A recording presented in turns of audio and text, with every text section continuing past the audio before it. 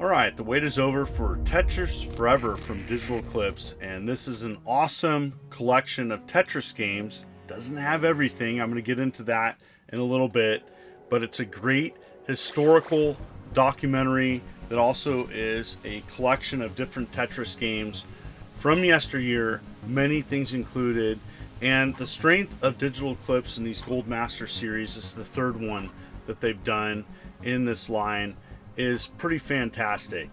The historical aspects, the documentaries, the interviews, it's really stunning. I really like these collections. Here's a video sample.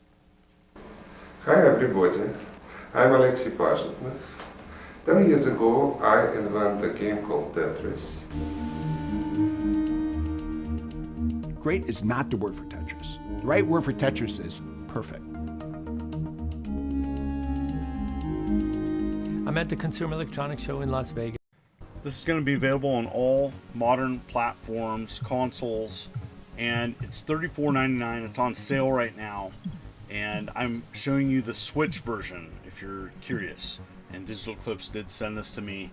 Yeah, so this part of this collection is amazing. There's also a brand new version of Tetris. I need to mention that, and I'm going to show that at the end and give you my thoughts. But yes, the historical aspect of this is absolutely fantastic. I really love all the little videos that they do, the little tidbits of information. It goes into a deep dive of the history of Tetris, which is fascinating, by the way. Apple TV also has a Tetris movie that shows kind of a dramatized version of kind of the Tetris history, but I like this that's more historically accurate and does a great job of really talking about the different versions of the game. So it talks about many different versions of Tetris that aren't included with the games that you can play. So I'm sure there was some licensing issues, definitely with Nintendo and some others, such as the next Tetris. Here's another video clip. I used to play Tetris in arcade. That was Sega arcade. And before I joined the Sega, I was a teenager. And, the Japanese Game Center. That was a very exciting place.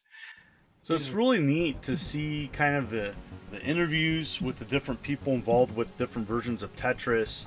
And it does a fantastic job of really kind of outlaying the different versions of Tetris and how Tetris evolved over time, because it's really trying to tell a story. It does a deep dive into Game Boy and that part of Tetris history.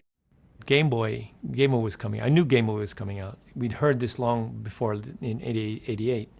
And so I got on a plane in January and I went to Nintendo of America and met with Mr. Arakawa. And I said, Mr. Arakawa, what's your plan for Game Boy? I know you always have a policy to include a game with a new hardware. So what's your plan? And he said, well, I'm going to... Over 90 minutes of video footage and different video clips from interviews with different people involved with Tetris. Really awesome. And it talks about the ups and downs of Tetris and its different ports. I really like that. It goes into Tengen. It goes into, the Mega Drive version of Tetris. And so I really like all the fascinating details of that. And so for the historical aspect of this, Tetris Forever is amazing. When it comes to the actual games you can play, it's good. It definitely has a missing aspect, and there's going to be people out there that are going to love all the love and support towards the Famicom, Super Famicom versions of Tetris. And I think there was just something missing, I think, from the US side, including the NES ROM of Tetris. There's no NES Tetris, Tetris 2. And so there's going to be some people out there and be like, wait a minute, why weren't those included? I'm sure it was a licensing issue, but it does have well over 15 versions.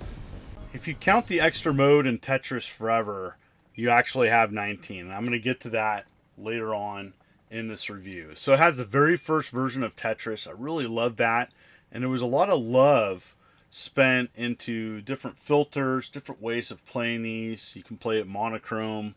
But playing the very first version of Tetris is pretty cool. And they also include it with the Tetris Forever version of the game. It's a gameplay mechanic in which you can kind of send your opponent back in time to have to complete some mini objectives before returning to the game. So it's pretty cool.